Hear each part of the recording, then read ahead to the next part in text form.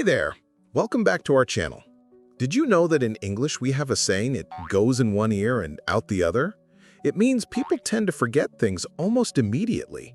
Well, if that sounds familiar, don't worry, you're not alone. In today's video, we're sharing 7 powerful memory techniques to learn English words faster, whether it's for life, school, or work.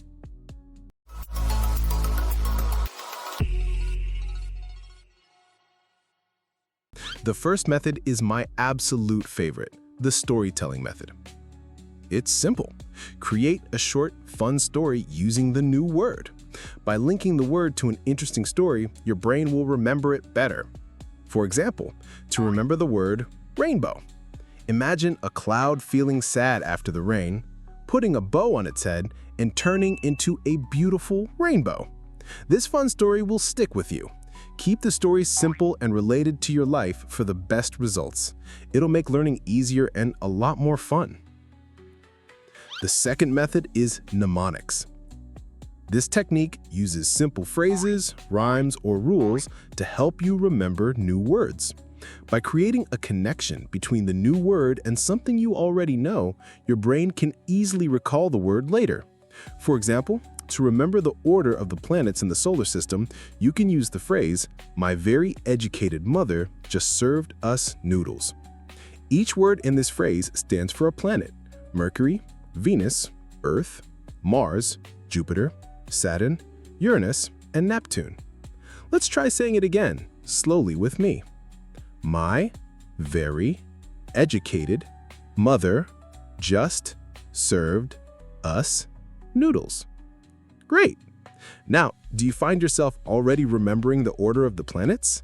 See, isn't it much easier to remember "my very educated mother just served us noodles" than a boring simple list of planet names? That's the magic of mnemonics. The third method is mind mapping.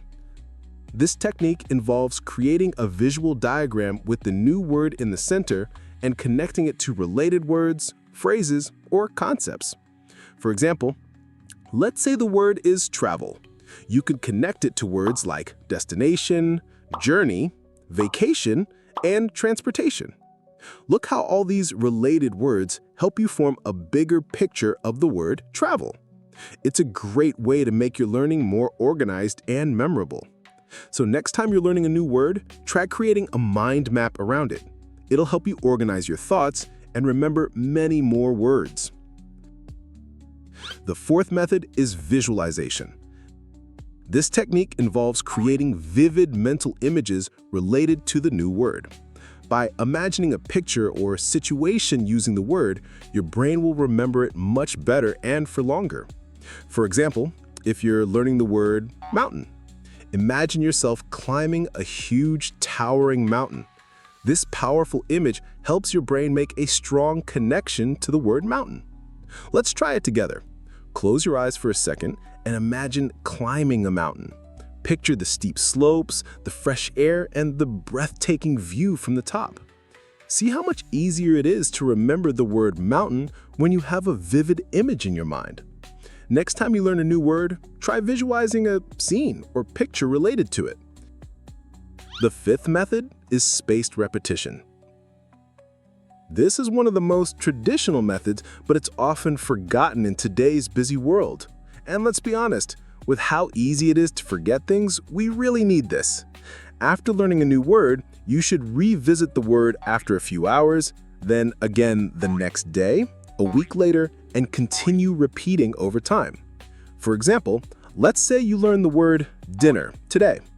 You can set a reminder to review it each day around dinner time. That way, when you sit down for your meal, you'll reinforce the word in your memory. Then, a week later, you'll review it again to keep it fresh. This simple routine will help lock the word into your long-term memory. Contextual learning. This technique focuses on learning new words in real-life contexts rather than just memorizing their meanings. By seeing or hearing the word used in sentences or situations, you understand not only its meaning, but also how it fits naturally into different contexts. For example, instead of just learning the word environment, you could read an article about climate change watch a video on nature conservation, or listen to a podcast discussing environmental issues. These real-world examples will help you understand how to use the word correctly. So, next time you learn a new word, try to find it in a real sentence or context. It will help you remember and actually use it. Chunking. This technique involves breaking down new information into smaller groups. Instead of learning individual words, you focus on phrases or complete sentences. For example, with just one sentence, I used to play soccer every Saturday when I was a child. You can learn that I used to shows a past habit.